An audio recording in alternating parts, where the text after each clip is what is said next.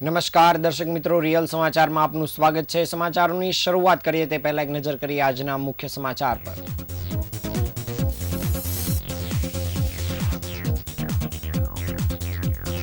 સહારા દરવાજા વિસ્તારમાં આવેલ ટેક્સટાઇલ માર્કેટમાં લાગી ભીષણ આગ, લાખો રૂપિયાનો માલ થયો ખાખ। હજીરાના મોરા ગામમાં ગંભીર અકસ્માત, સીસીટીવીમાં कैद थया दृश्यों, युवकनो चमत्कारिक बचाव। ओडिशा आंगणवाड़ी कौभांडमां सूरतना वेपारीने फसावायानो आक्षेप, जवाबदारो सामे कार्यवाहीनी करवामां आवी मांग। एआई समिट मुद्दे राजकीय तणाव वध्यो, सूरतमां भाजप महिला मोर्चानुं उग्र धरना प्रदर्शन। कामरेज पुलिसे लाखोनी छेतरपिंडी करनार टूर एंड ट्रावेलर्सना मालिकने झड़पी पाड्यो।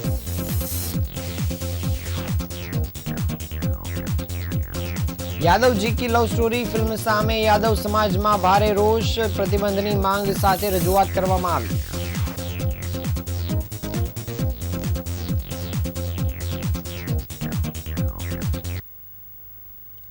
समाचार विगते જોઈએ। સુરતના કાપડ ઉદ્યોગના હૃદય સમાન વિસ્તારમાં ફરી એકવાર આગની ઘટના બનતા વેપારીઓમાં ચિંતા વ્યાપી ગઈ છે। સુરત શહેરના સહારા દરવાજા વિસ્તારમાં આવેલ પ્રસિદ્ધ જય શ્રીરામ ટેક્સટાઇલ માર્કેટમાં આજે અચાનક જ આગ ફાટી નીકળતા અફરાતફરીનો માહોલ સર્જાયો હતો। માર્કેટના ટેરેસ પર બનાવવામાં આવેલા ગોડાઉનમાં આગ લાગતા લાખો રૂપિયાનો માલ બળીને ખાખ થઈ ગયો છે। આગની શરૂઆત માર્કેટના છઠ્ઠા માળે ટેરેસ પર આવેલા એક ગોડાઉનમાંથી થઈ હતી। તાજેતરમાં જોતજોતામાં આગે વિકરાળ સ્વરૂપ ધારણ કર્યું હતું અને ધુમાડાના ગોટે ગોટા આકાશમાં દૂર સુધી દેખાયા હતા। ટેરેસ પર ચારે બાજુ પતરા મારીને બ્લોક કરવામાં આવ્યું હોવાથી ધુમાડો બહાર નીકળી શકતો નહોતો, જેના કારણે ફાયર ફાઇટરોને અંદર જવામાં અને આગ ઓલવવામાં ભારે મુશ્કેલીનો સામનો કરવો પડ્યો હતો। ઘટનાની જાણ થતાં જ ફાયર વિભાગનો મોટો કાફલો ઘટનાસ્થળ પર દોડી આવ્યો હતો। Deputy chief fire officer SD ધોબીના જણાવ્યા અનુસાર 10 થી વધુ ફાયર સ્ટેશનની ટીમો કામે લાગી હતી। બાણ દરવાજા, ડુંબાલ, ઘાંચીશેરી, કતારગામ અને પૂણા સહિતના સ્ટેશનની 18 થી વધુ ગાડીઓ ઘટનાસ્થળ પર દોડી આવી હતી। ફાયરના જવાનોએ ચારે બાજુથી પાણીનો મારો ચલાવીને આગને અન્ય દુકાનો કે માળમાં પ્રસરતા અટકાવી હતી। લગભગ 1.5 કલાકની ભારે જહેમત બાદ ફાયર વિભાગને આગ પર સંપૂર્ણ કાબુ મેળવવામાં સફળતા મળી હતી। હાલ આગ કંટ્રોલમાં છે અને કુલિંગની કામગીરી ચાલી રહી છે। સદનસીબે આગ આગળ ન વધતા મોટી જાનહાનિ કે નુકસાન ટળ્યું છે, પરંતુ જે ગોડાઉનમાં આગ લાગી હતી ત્યાં રહેલા કાપડના જથ્થાનો સંપૂર્ણ માલ બળીને ખાખ થયો છે।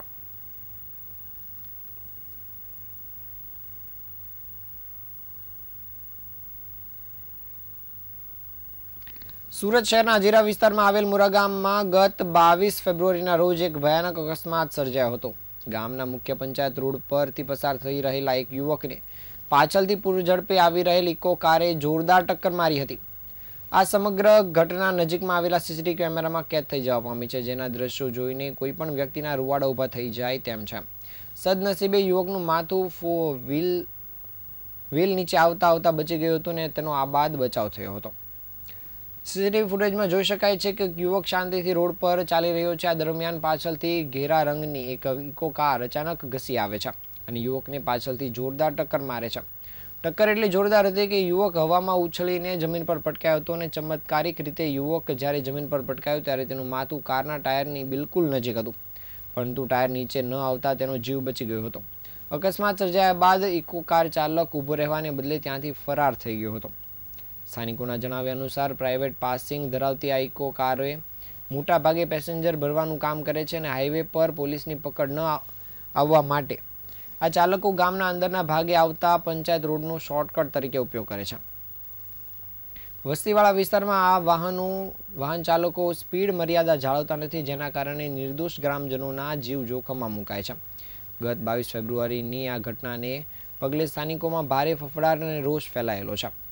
હાલ આ અકસ્માતના સીસીટીવી ફૂટેજ સોશિયલ મીડિયા પર ખૂબ વાયરલ થઈ રહ્યા છે। ગ્રામજનોની માંગ છે કે સીસીટીવી ફૂટેજના આધારે ફરાર ઇકો ચાલકની શોધખોળ કરી તેની સામે કડકમાં કડક કાર્યવાહી કરવામાં આવે।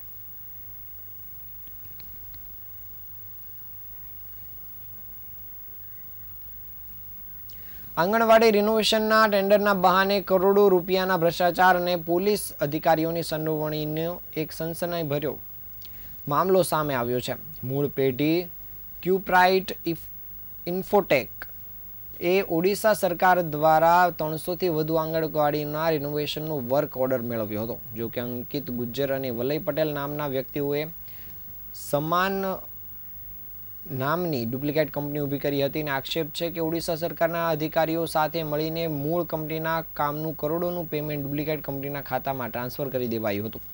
નવાઈની વાત એ છે કે ડુપ્લિકેટ કંપનીનો જીએસટી નંબર આવ્યો તે પહેલાં જ સરકારી નાણાં ચૂકવી દેવાયા હતા.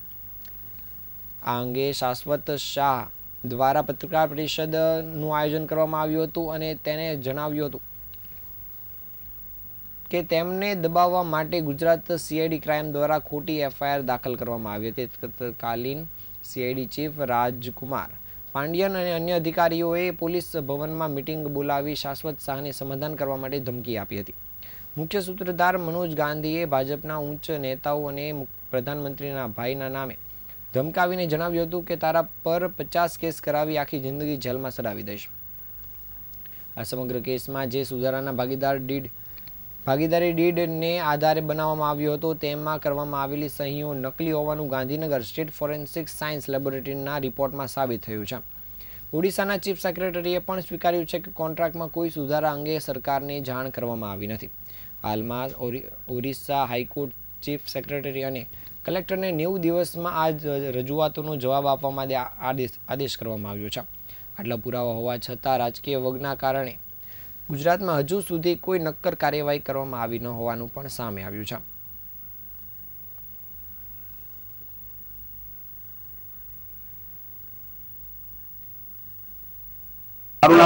મારું નામ એડવોકેટ વિલાસ પાટીલ છે. મારા અસીમ શાશ્વતભાઈ શાહ જે છે એમની સાથે કરોડો રૂપિયાનો ફ્રોડ થયો છે અને ફ્રોડ કરનાર વ્યક્તિઓ જે છે તેમના વિરુદ્ધમાં પોલીસમાં અનેક અરજીઓ થઈ છે, તેમ છતાં કોઈ કાર્યવાહી કરવામાં નથી આવતી.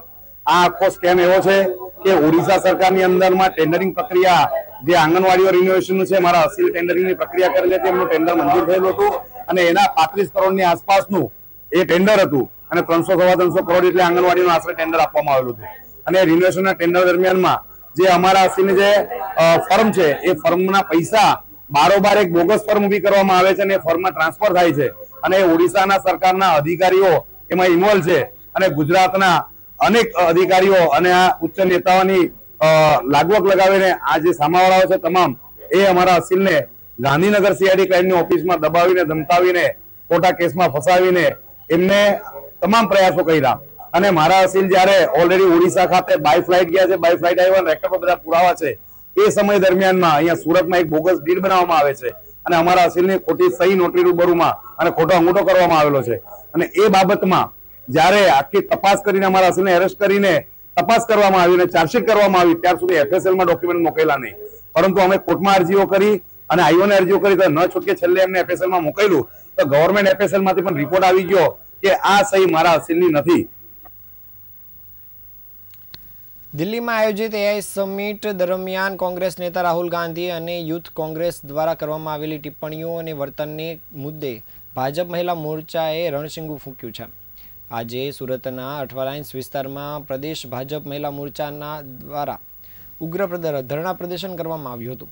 મહિલા કાર્યકરોએ રાહુલ ગાંધીની તસવીર પર દેશદ્રોહી કોંગ્રેસ લખેલા પોસ્ટરો પ્રદર્શિત કરી સૂત્રોચ્ચાર કર્યા હતા અને આક્ષેપ કર્યા હતા કે કોંગ્રેસે આંતરરાષ્ટ્રીય મંચ પર ભારતની છબી ખરડવાનું નંદનીય કૃત્ય કર્યું છે.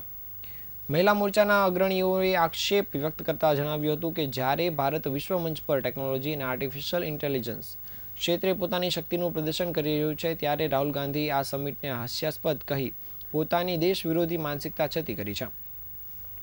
ભાજપનો આક્ષેપ છે કે યુથ કોંગ્રેસ દ્વારા કરવામાં આવેલા અણછાજતા પ્રદર્શન અને વર્તન પાછળ રાહુલ ગાંધીનો દોરી સંચાર છે. કોંગ્રેસ હંમેશા ભારતની પ્રગતિમાં અવરોધ ઊભો કરી વૈશ્વિક સ્તરે દેશને નીચું દેખાડવાનો પ્રયાસ કરતી હોવાનું મહિલા પાંખે જણાવ્યું હતું. અઠવાલાઇન્સ ખાતેના ધરણા પ્રદર્શનમાં પોલીસના ચુસ્ત બંદોબસ્ત વચ્ચે મહિલાઓએ કલાકો સુધી વિરોધ પ્રદર્શન ચાલુ રાખ્યું હતું.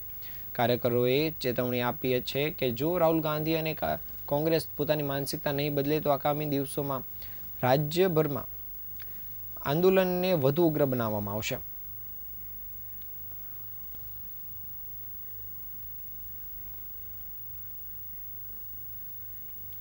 કામરેજ પોલીસે જગન્નાથપુરીમાં શ્રીમદ ભાગવત કથાના આયોજનના બહાને શ્રદ્ધાળુઓ પાસેથી લાખો રૂપિયા મેળવી છેતરપિંડી કરનાર ટૂર એન્ડ ટ્રાવેલર્સના માલિકની ધરપકડ કરી છે.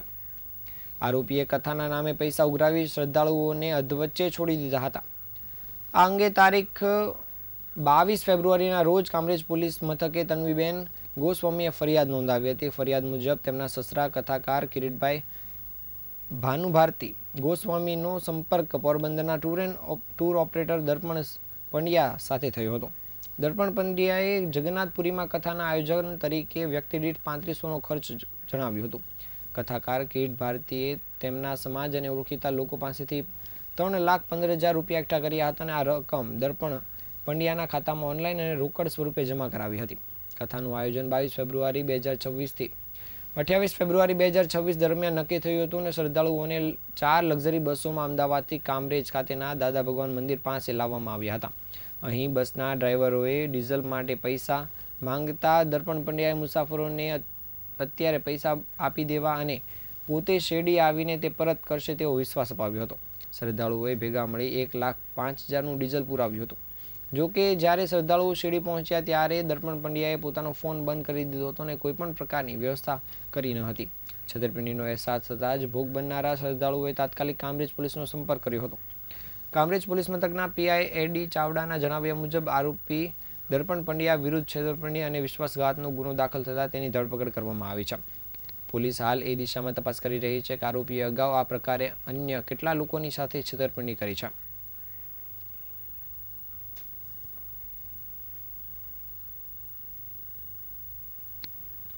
સત્યાવીસ ફેબ્રુઆરીના રોજ રિલીઝ થનારી યાદવજી કી લવ સ્ટોરી વિરુદ્ધ યાદવ સમાજમાં ભારે રોષ જોવા મળી રહ્યો છે. સમાજના આગેવાનોના દ્વારા આ ફિલ્મ પર પ્રતિબંધ મૂકવાની માંગ સાથે સંબંધિત સત્તાવાળાઓને લિખિત રજૂઆત કરવામાં આવી રહી છે.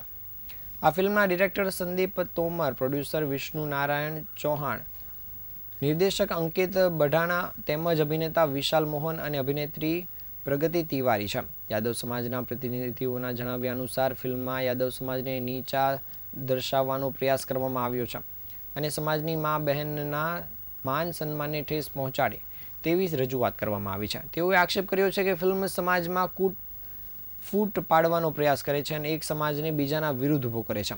સમાજના આગેવાનોનું કહેવું છે કે દેશમાં અંદાજે 26 કરોડની વસ્તી ધરાવતા યાદવ સમાજે હંમેશા દેશ હિત અને સમાજ હિતમાં અગત્યનું યોગદાન આપ્યું છે. આવી પરિસ્થિતિમાં જો ફિલ્મ કાલ્પનિક હોય તો તેમાં ખાસ કરીને કોઈ સમાજનું નામ જોડવું જોઈએ નહીં. તેમણે વધુમાં જણાવ્યું હતું કે જો સદર ફિલ્મ પર પ્રતિબંધ મૂકવામાં નહીં આવે તો ગાંધીજીના માર્ગે વિરોધ અને આંદોલન કરવામાં આવશે. સાથે જ ફિલ્મ સાથે જોડાયેલા તમામ કરતા ધર્તાઓ સામે કાયદેસરની કાર્યવાહી કરવાની પણ માંગ કરવામાં આવી છે.